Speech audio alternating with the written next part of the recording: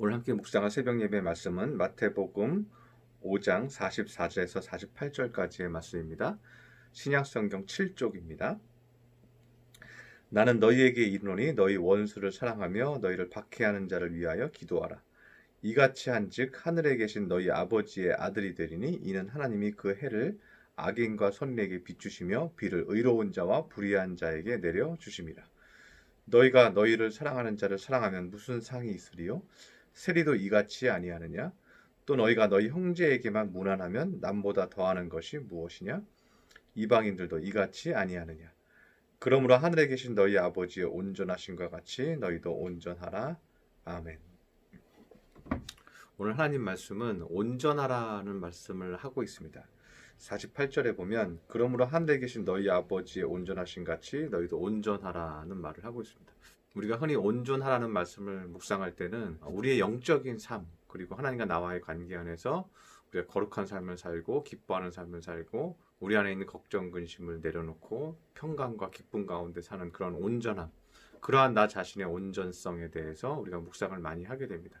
그런데 오늘 48절에 나오는 하늘에 계신 너희 아버지의 온전하신 같이 너희도 온전하라고 얘기하는 그 앞에 있는 구절들은 전체가 다 관계 안에서, 사람과 사람의 관계 안에서 온전함을 우리에게 강조하고 있는 구절입니다.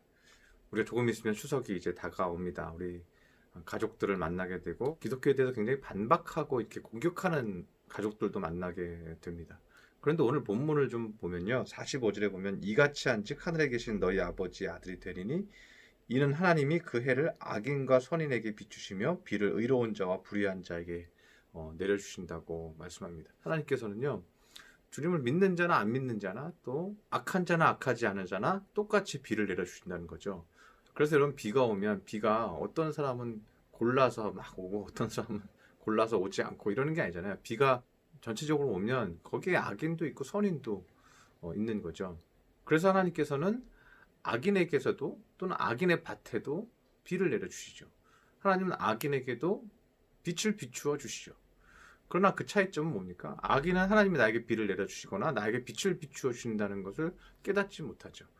그러나 의인은 뭡니까? 하나님이 나에게 빛을 비추어 주고 계시다는 것을 알고 하나님이 나에게 비를 내려주신다는 것을 알죠. 내가 하나님 때문에 살고 있다는 것을 아는 것이 의인이고 믿는 자죠. 악인은 뭡니까? 하나님이 나에게 주신다는 것을 깨닫지 못하는 거죠. 그래서 하나님은 그들에게 고난을 주셔서 어려움을 주셔서 자신의 능력으로 사는 것이 아니다, 하나님이 주셔야 산다는 것을 하나님이 깨닫게 하십니다. 그래서 믿지 않는 자에게요, 은총적 계기들을 허락하세요.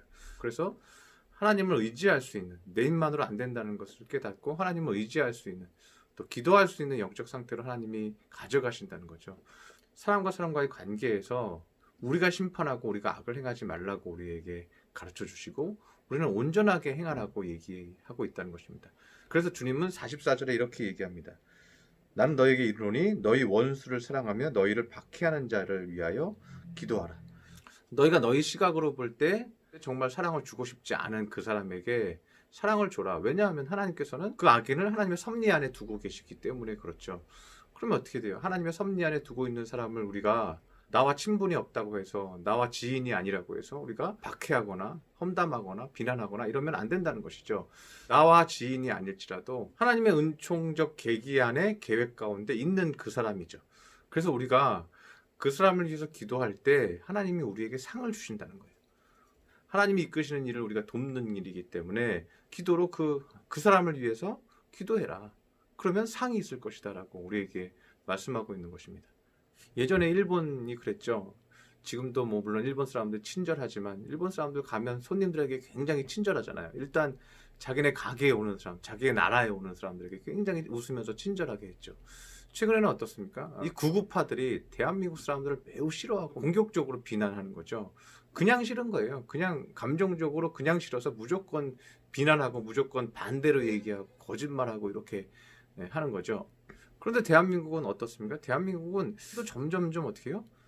더 많은 사람들에게 친절히 대해요. 외국인이 오면 친절해요. 그 사람들이 다른 모습을 갖고 있을지라도 최대한 친절을 베풀어요. 은혜를 베풀어요. 그러면서 어떻게 돼요? 나라가 칭찬을 받아요. 칭찬을 받으면 어떻게 돼요? 그 나라 제품이 잘 팔리겠죠. 굉장히 인격적인 관계 안에서요, 경제도 결정되는 거예요. 삼성전자가 중국에서 공장을 철수하면서 어떻게 했습니까? 중국에선 유례가 없었다는 거예요. 공장 하나가 문을 닫으면서 직원들에게 그들의 마음을 케어하고 그들이 앞으로 어떻게 살아야 될지에 대해서 삼성전자가 같이 고민하고 퇴직금을 잘 챙겨주고 어떤 회사로 갈 수 있을지 도와주고 이렇게 마무리를 잘 해주고 왔다 그러죠. 그래서 공장을 그만두면서도 삼성에 대해서 굉장히 좋게 생각했다는 거죠. 그래서 결국은요, 경제적으로도 국가에 큰 이익이 된다는 것입니다. 우리가 진실로 친절했던 모든 것들은 그냥 사라지지 않습니다.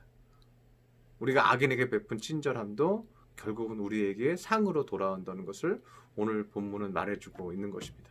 이번 주부터 이제 가족들이 만날 수 있는 시간들이 많아질 텐데, 추석에 사람들을 만나든 여러분 이웃을 만나든 여러분이 친절을 베푸시기를 바랍니다. 그것이 오늘 본문에서는 온전함이라고 얘기하고 있습니다. 그 온전함으로 사랑을 베풀어서 주님 앞에 상을 받는 거룩한 주의 자녀들이 되시기를 축원합니다. 기도하겠습니다. 할렐루야. 사랑의 하나님 아버지, 우리 개인의 온전함, 우리의 신앙의 온전함도 중요하지만 우리가 관계 안에서 온전함도 중요합니다. 우리가 혹시라도 서로 온전치 못했던 부분들이 있었다면 우리가 서로 사랑을 베풀고 친절을 베풀게 하여 주시옵소서. 우리가 그렇게 한 것이 상으로 돌아오는 것을 오늘 본문을 통해서 발견했습니다. 주님, 우리가 모든 악인에게도 또 온전치 못한 자에게도 사랑과 친절을 베풀어서 주님 앞에 상을 받는 하나님의 자녀 되게 하여 주옵소서. 귀한 말씀 주시니 감사드리며 예수님의 이름으로 기도드렸습니다. 아멘.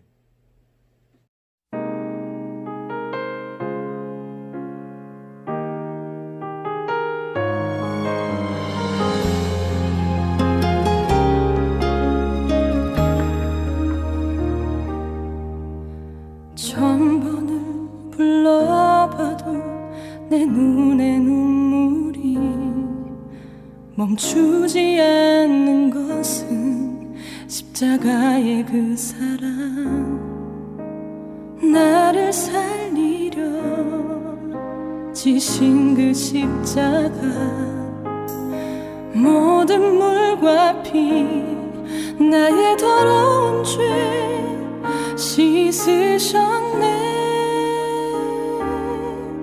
나를 향한 그 사랑, 생명을 내어주사 영원한 생명을 내게 주심을 감사해. 천번을 불러도 내 눈에는 눈물이 멈추지 않는 것을 십자가